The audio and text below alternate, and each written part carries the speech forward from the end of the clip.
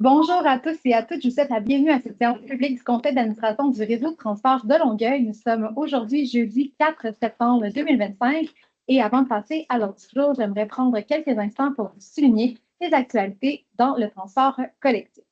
Donc, rentrée scolaire. En effet, depuis le 25 août dernier, nos horaires réguliers sont à nouveau en vigueur et c'est le retour à l'école pour des milliers d'élèves dans l'agglomération de Longueuil. Je tiens à remercier aussi toutes les équipes qui ont fait une tournée des écoles scolaires pour promouvoir nos services.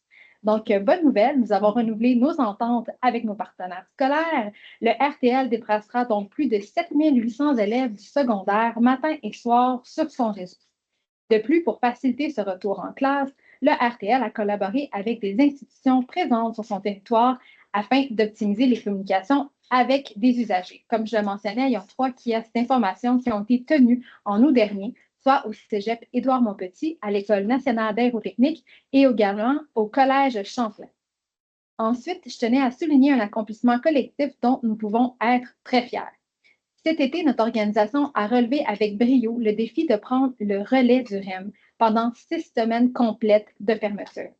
Grâce à votre dévouement, au professionnalisme de toutes les équipes, en particulier nos chauffeurs, personnel de soutien, planification, entretien, communication et bien d'autres, nous avons offert un service de qualité malgré des défis exceptionnels. Donc, je tiens chaleureusement, au nom du conseil d'administration, à vous remercier. Bravo à chacun et chacune d'entre vous. Enfin, je rappelle à nos usagers que d'autres fermetures partielles du REM auront lieu les soirs et les fins de semaine au cours de l'automne et le RTL sera au rendez-vous pour assurer le service. Je vous invite donc à consulter régulièrement le site web du REM pour bien planifier vos déplacements. Merci. Alors, nous allons maintenant débuter avec la séance d'aujourd'hui par l'adoption de l'ordre du jour. Alors, par voie de résolution, il y a lieu d'adopter l'ordre du jour tel que présenté. Je propose l'adoption, Madame la Présidente. Donc, proposé par Nick Kaminaris. Et j'appuie. Et secondé par Lise Roy. La résolution est adoptée à l'unanimité. Période de questions du public. Donc, aucune question a été portée à notre attention pour la séance d'aujourd'hui. Nous allons pouvoir passer à l'approbation de procès-verbaux. 1.4.1, approbation du procès-verbal de l'Assemblée ordinaire du 3 juillet 2025. Alors, considérant que copie du procès-verbal du 3 juillet 2025 a été remise à chaque membre du conseil d'administration, il y aurait lieu d'approuver tel que présenté et rédigé le procès-verbal de l'Assemblée ordinaire du 3 juillet 2025. Je propose, Madame la Présidente. Proposé par Nathalie Delisle. Et je vais l'appuyer, Madame la Présidente. Appuyé par Sylvain Joly. La résolution est adoptée à l'unanimité. Organisation du transport. 2.1. Approbation de l'entente de financement entre le RTL et partenaire d'infrastructure YHU concernant l'opération de la ligne 428.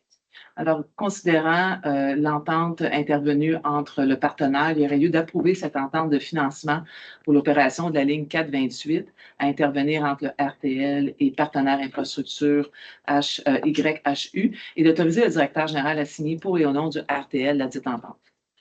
Je vais proposer Mme la proposée par Roland Balma et je vais la seconder. Secondée par Nathalie Delisle. La résolution est adoptée à l'unanimité. Rubrique biens matériels et services. 3.1. Aliénation en 2025 d'autobus incendiés et en fin de vie utile. Alors, considérant que l'aliénation de cet autobus pourra se faire auprès d'organismes de transport en commun ou d'entreprises privées intéressées à les acquérir ou auprès d'un recycleur de véhicules routiers spécialisé dans le recyclage selon les normes environnementales en vigueur, il y aurait lieu d'autoriser l'aliénation de 15 autobus, soit 12 qui ont atteint leur durée de vie utile et 3 autobus qui ont été déclarés perte totale à la suite de l'incendie survenu le 24 avril 2025. Je vais le proposer, Madame la Présidente. Proposé par Sylvain Joly.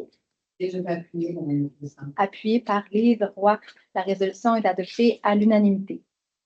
3.2. Renouvellement de contrat, type d'hébergement d'actifs TI, renouvellement 1.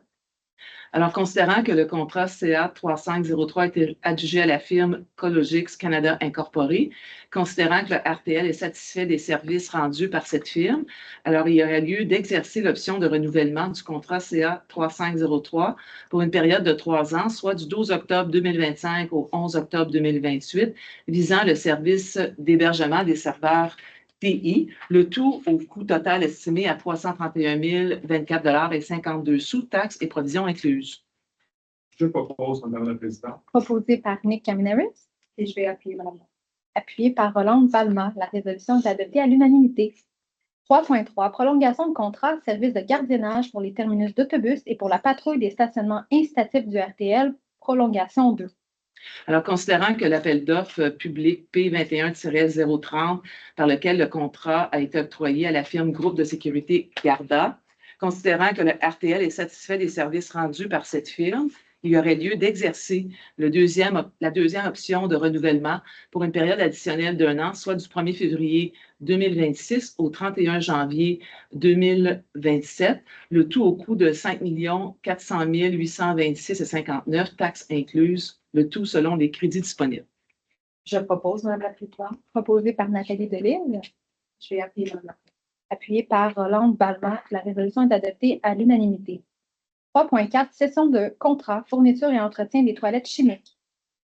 Alors, considérant qu'à la suite de l'appel d'offres public P22-059, fourniture et entretien des toilettes chimiques, le RTL a conclu un contrat avec la compagnie GFL Environnemental, considérant que ce contrat est d'une durée de 5 ans, incluant les options de renouvellement se terminant le 27 février 2028, considérant que la compagnie GFL Environnemental Inc. a cédé certains de ses actifs à l'entreprise Solutions environnementales 360 Québec Limité.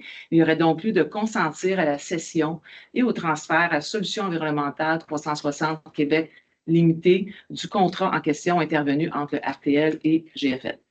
Alors, je vais le proposer, Madame la Présidente. Proposé par Sylvain Joly. Et je vais appuyer Madame la Présidente. Appuyé par Lise Roy. La résolution est adoptée à l'unanimité.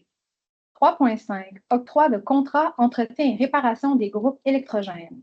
Alors, considérant l'appel d'offres public P25-029 concernant l'entretien et réparation des groupes électrogènes, il aurait lieu d'octroyer le contrat à la suite de l'appel d'offres public au plus bas soumissionnaire conforme, soit la firme Marin Industriel Incorporé, au prix soumis pour un montant total estimé à 172 991,78 $, taxes et provisions incluses, et ça pour une période de 3 ans. Je propose, Madame la Présidente. Proposé par Nick Kamineris. Et je vais l'appuyer. Secondé par Nathalie Delisle. La résolution est adoptée à l'unanimité. 3.6. Octroi de contrat, fourniture et installation de compteurs d'eau intelligents.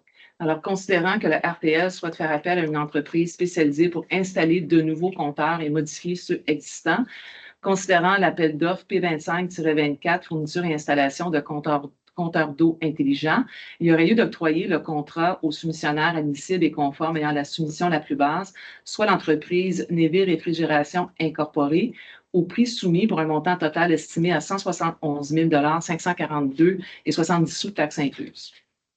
Je vais proposer Madame la Présidente. Proposé par Rolande Balma. Je vais appuyer mes collègues, Madame la Présidente. Appuyé par Nick Kamineris. La résolution est adoptée à l'unanimité. Rubrique Administration et Finances. 4.1. Dépôt liste des chèques émis. Alors, il est procédé en fait au dépôt de la liste des chèques émis pour la période du 11 juin au 12 juin 2025 pour le paiement des comptes inscrits au montant de 33 867 272 $ et 10 sous.